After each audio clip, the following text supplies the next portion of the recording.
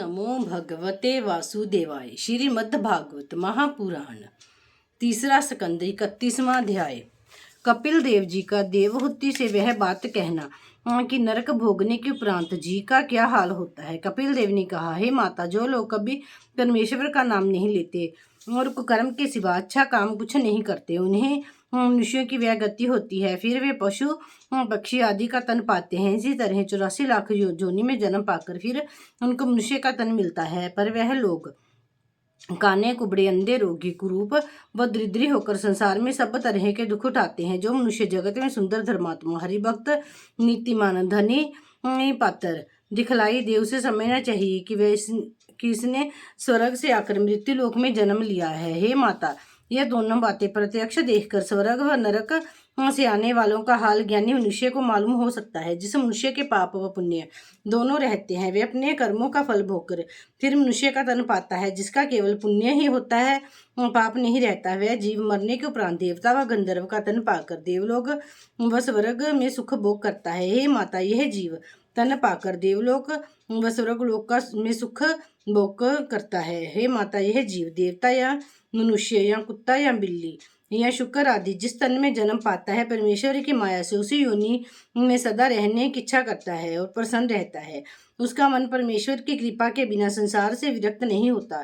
जिस शरीर को अपना जानकर पालन करता है, वह तन स्थिर नहीं रहता। सत्वगुण, रजोगुण व तमोगुण 3 तरह के स्वभाव होते हैं। जिसे रजोगुण अधिक रहता है, वह राशि कर्म करके सत्यलोक में जाता है। तमोगुण के अधिक रहने से पाप करने वाला मनुष्य पाताल में नरक के बीच पड़ता है और सत्वगुणी मनुष्य शुभ कर्म करके देवलोक में पहुंचते हैं। हे माता, सब जीवों की गति 3 तरह की जानकर जप, तप व दान आदि शुभ कर्मों को भी राशि, तामसी व सात्विकी समझो। जिसका जैसा स्वभाव होता है, उसी बात में उसका मन लगता है और वह वैसा ही कर्म करता है। यह जीव अपने स्वभावानुसार कर्म करके बारंबार संसार में जन्म लेकर दुख व सुख भोगता है, आवागमन से रहित नहीं होता।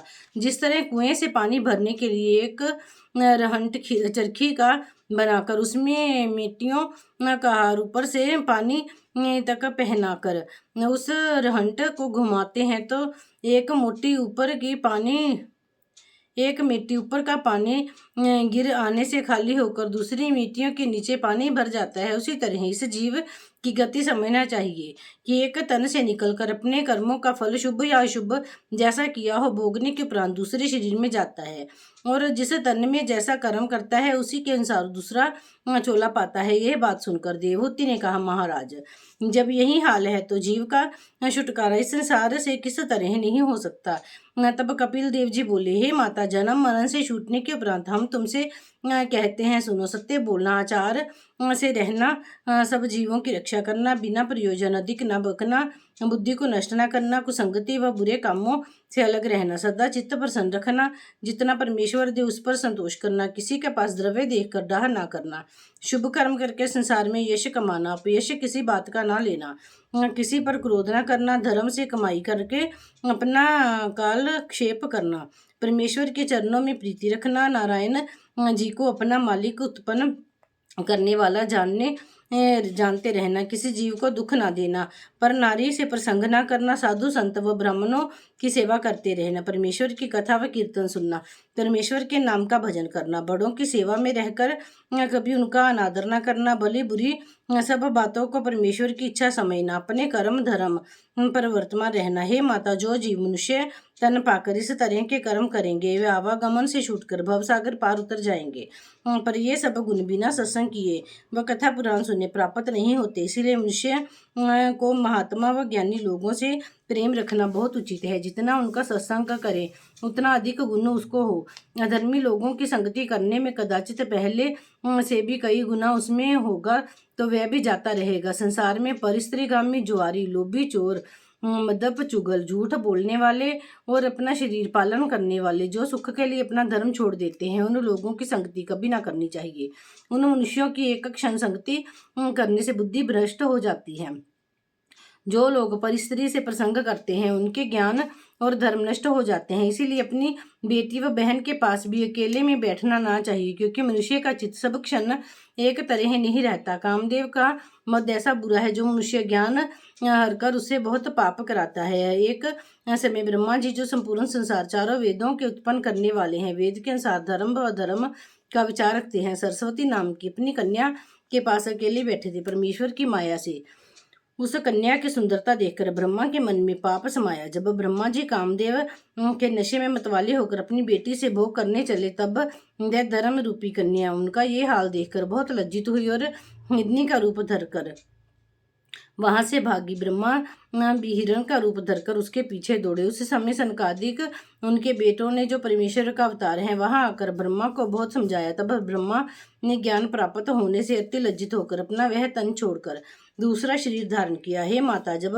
ब्रह्मा जी की यह दशा हुई, जिनसे ऋषिवर मुनि प्रजापति आदि सब संसारी जीव उत्पन्न हुए हैं, तो संसारी जीवों जो सदा ज्ञान से बरे रहते हैं, उनकी क्या समर्थ्य है जो कामदेव के वेग को रोक सके। जिस तरह आंधी चलने से वृक्ष के पत्ते, घास और तिनके उड़ने लगते हैं, उसी तरह जब परमेश्वर की माया से कामदेव अपना बल करता है, तब योगी और ऋषिवर आदि सब किसी का मन ललचायमान हुए बिना स्थिर नहीं रह सकता। मेरी माया दो रूपों से, एक जड़ रूप द्रव्य, दूसरा चैतन्य रूप स्त्री संसार में फैली है। इन्हीं दोनों रूपों में संसारी लोग लपट कर नष्ट होते हैं। चैतन्य रूप माया तो छोड़ भी सकती है, पर जड़ रूप माया नहीं छोड़ती। उसके मोह में सब मनुष्य फंसे रहते हैं। कदाचित तो कोई पूछे कि मनुष्य चैतन्य चोला होकर जड़ रूप माया में क्यों फंसता है। उसका उत्तर ये देना चाहिए कि जिस तरह अच्छा गाने वाला ताल व स्वर से प्रवीण जब वन में अलगोजा बजाकर गाता है, तब हिरण आदि वंचर जीव उस शब्द पर मोहित होकर उस गाने वाले के पास आकर खड़े हो जाते हैं और वे उन्हें पकड़कर बहुत दुख देता है। उसी तरह संसारी मनुष्य परमेश्वर का भजन व स्मरण, जो सदैव के लिए सुख की खानी है, छोड़कर जड़ रूपी माया से अपना सुख समझते हैं और माया रूपी जाल में फंसकर बहुत दुख पाकर पीछे पछताते हैं। 32वां अध्याय। कपिल देव का देवहूति को 3 तरह का ज्ञान समझाना। कपिल देव जी बोले, हे माता, हमने तुमसे स्त्री और द्रव्य दोनों को बुरा कहा, तो तुम्हारे मन में इस बात का संदेह हुआ होगा कि संसार में स्त्री से सब जीवों की उत्पत्ति और द्रव्य से अनेक प्रकार के सुख प्राप्त होते हैं। यदि इन दोनों को छोड़ दे तो संसारी काम किस तरह चलेंगे। इसका हाल मैं तुमसे कहता हूँ, सुनो। हमने द्रव्य और स्त्री को छोड़ देना गृहस्थ आश्रम के लिए नहीं कहा। जो लोग गृहस्थी छोड़कर परमेश्वर के नाम पर साधु वैरागी व सन्यासी होकर वन या तीर्थों में रहकर अपना जीवन परमेश्वर के स्मरण व ध्यान में बिताते हैं, उन लोगों को द्रव्य व स्त्री की संगति नहीं करनी चाहिए। और जो मनुष्य गृहस्थ आश्रम में रहकर परमेश्वर का भजन करके भवसागर पार उतरना चाहते हैं, वह अपनी विवाहिता स्त्री से रूपवती हो या कुरूपा प्रीति रखकर दूसरी नारी से प्रसंग न करे। थोड़ा या बहुत जितना धन परमेश्वर उसको दे, उतने में ही अपने परिवार का पालन करे। पाप की कौड़ी पर इच्छा ना रखे। गृहस्थ को उचित है कि नित्य देवकर्म, पितृकर्म, ठाकुर जी की पूजा व सेवा कर उनका भोग लगाकर भोजन किया करें। परमेश्वर की कथा सुनकर उनमें ध्यान लगाए रहें और यथाशक्ति साधु वैराग्य और ब्राह्मण को भोजन व वस्त्र दिया करें। यज्ञ, तप, दान, व्रत आदि जो कर्म करे उसे परमेश्वर को अर्पण कर दे। अपने परिवार के लोगों को ऐसा जानता रहे कि संसार में ये सब मेरे पैर की बेड़ी के समान है। मुझे ऐसी समर्थ्य नहीं है जो इनके फंदे से छूट सकूं। इस जाल से छुड़ाने वाले नारायण जी हैं। इस तरह का विचार हृदय में रखकर उनका पालन किया करे। गृहस्थ को अपना मन विरक्त रखना चाहिए। विरागी व सन्यासी के वास्ते संसारी सुख का त्याग करना उचित है। हरि भक्त गृहस्थ के लक्षण हम तुमसे कहते हैं, सुनो। जिस तरह पानी में कमल का फूल जल से पृथक रहता है, उसी तरह हरि भक्त गृहस्थ का प्रत्यक्ष व गृहस्थी के बीच रहकर अपना मन संसारी माया से विरक्त रखे। इस मन को परमेश्वर के ध्यान में लगाए रहें तो गृहस्थ भी मरने के उपरांत सूर्य मंडल में होकर वैकुंठ को जाते हैं। अब ज्ञानी गृहस्थों के लक्षण सुनो। वे लोग देवताओं और पितरों की पूजा और दान पुण्य कुछ नहीं जानते। परमेश्वर के भजन, स्मरण व कथा कीर्तन में प्रीति नहीं रखते। केवल अपना परिवार पालने और इंद्रियों को सुख देने में अपना जन्म बिताते हैं, पर परमेश्वर की भक्ति के बिना उनको कुछ सुख प्राप्त नहीं होता। वे लोग मरने के उपरांत चंद्रमंडल में होकर पितरलोक को जाते हैं। कुछ दिन वहां रहकर फिर संसार में जन्म लेते हैं और अपने कर्मों का फल भोगते हैं। उत्तरायण सूर्य शुक्ल पक्ष में 3 शुक्ल पक्ष में दिन के समय मरने वाला मनुष्य सूर्यमंडल में होकर वैकुंठ को जाता है और दक्षिणायन देवलोक में जाते हैं। वहां का सुख अपने कर्म अनुसार भोग कर उनको फिर संसार में जन्म लेना पड़ता है। पापी मनुष्य नरक में रहने के उपरांत 84 लाख योनि में जन्म पाकर दुख भोग करते हैं। जब तक मनुष्य इंद्रियों का सुख नहीं छोड़ता तब तक उसका शरीर अंगूठे के प्रमाण बना रहता है, आवागमन में फंसा रहता है। मुक्त हो जाने से उसका वह शरीर छूट जाता है, फिर संसार में जन्म नहीं लेता। हे माता, इसके सिवा मुक्त होने का और एक हाल कहता हूँ, सुनो। मेरी राजसी भक्ति करने वाले मनुष्य कई जन्म में मुक्त होते हैं और सात्विक की भक्ति करने वाला मरने के उपरांत पहले ब्रह्मलोक में जाता है, अवधि बीतने पर वहां से गिरकर दूसरे जन्म में मुक्ति पाता है। निर्गुण भक्ति करने वाले मनुष्य तन छोड़कर सीधे वैकुंठ धाम को जाते हैं। इसके सिवा और 3 मार्ग मुक्त होने के हैं, सुनो।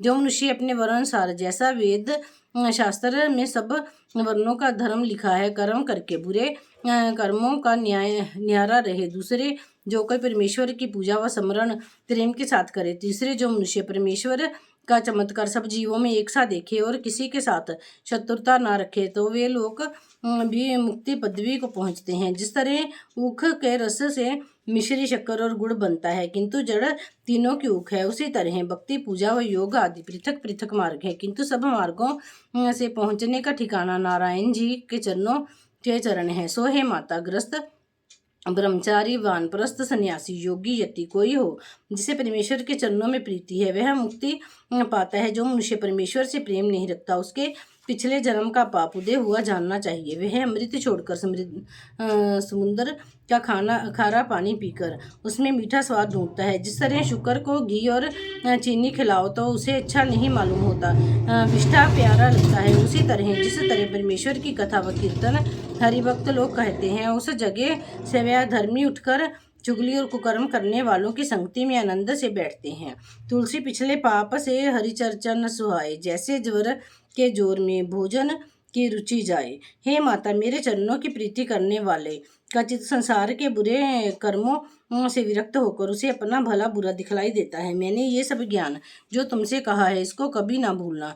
इस ज्ञान को स्मरण रखने से तुम्हें इस विमान को छोड़ने और करदम जी के और मेरे वियोग का दुख ना होगा। कलयुग में लोग इस ज्ञान को सुनकर इसी के अनुसार काम करके भवसागर पार उतर जाएंगे। इस ज्ञान के प्रताप से तुम भी भक्ति पाओगी। इस ज्ञान उपदेश को कहे सुने चितलाए, भवसागर से पार है अंत मिले ये दुराए। 33वां अध्याय। कपिल देव जी का पूर्व दिशा में जाना और देवहूति का सरस्वती के किनारे बैठकर मुक्त होना। मैत्रेय ऋषिवर ने कहा, हे विदुर, देवहूति ने यह ज्ञान सुनकर कपिल देव जी को दंडवत करके विनती की, हे दीनानाथ, तुम्हारे उपदेश के प्रताप से मुझको संसारी माया मोह और करदम जी के वियोग का दुख सब छूट गया। आप ऐसे जगत को उत्पन्न करने वाले त्रिलोकी नारायण ने मेरे गर्भ में वास किया, इसीलिए मेरा ज्ञान छूट गया। अब मुझे गृहस्थी की इच्छा नहीं रही। महाप्रलय के समय ब्रह्मादिक देवता तुम्हारी माया में समाकर नष्ट हो जाते हैं, वही माया तुम्हारे रूप में मिल जाती है। आप अविनाशी पुरुष बाल के रूप अंगूठे के प्रमाण होकर अकेले बरगद के पत्ते पर क्षीर समुद्र में शयन करते हैं। अवतार धारण करना तुम्हारी इच्छा पर है। आप जिस पर समय जैसा रूप चाहें वैसा धारण कर सकते हैं। जिस तरह पहले आपने 12 मत्स्य, कच्छप, नरसिंह, वामन आदि अवतार अपनी इच्छा से धारण किए और हरि भक्तों को अपनी लीला दिखाकर वैकुंठ को चले गए थे, उसी तरह आप भी अपने कृपा करके मेरे गर्भ से उत्पन्न होकर मुझे ज्ञान सिखलाया, ज्ञान रूपी औषधि देकर संसार रूपी मेरा भारी रोग छुड़ाया। इतनी कथा सुनाकर मैत्रेय ऋषिवर ने कहा, हे विदुर, देवहूति की यह स्तुति सुनकर कपिल देव जी बोले, हे माता, तुम इस संसार रूपी ज्ञान को बहुत उत्तम जानकर सदा याद रखना और सब किसी से मत कहना। जिस तरह सूर्य के प्रकाश से अंधकार दूर हो जाता है, उसी तरह यह ज्ञान याद रखने से मनुष्य की अज्ञानता छूट जाएगी। गुरु, ब्राह्मण, साधु, वैष्णव और हरिभक्तों को यह ज्ञान सुनाना अधर्मी, मूर्ख, चोर, लोभी, मिथ्यावादी और चुगल से मत कहना। जो मनुष्य गुरु और परमेश्वर से विमुख रहे, दूसरे का उपकार ना माने, गुरु की बात पर विश्वास ना रखे, उसको भी यह ज्ञान सुनाना ना चाहिए। ये बात कहकर कपिल देव जी बोले, हे माता, अब मैं गंगा सागर को जाता हूँ, तुमको जिस वस्तु की चाह हो सो मांग लो।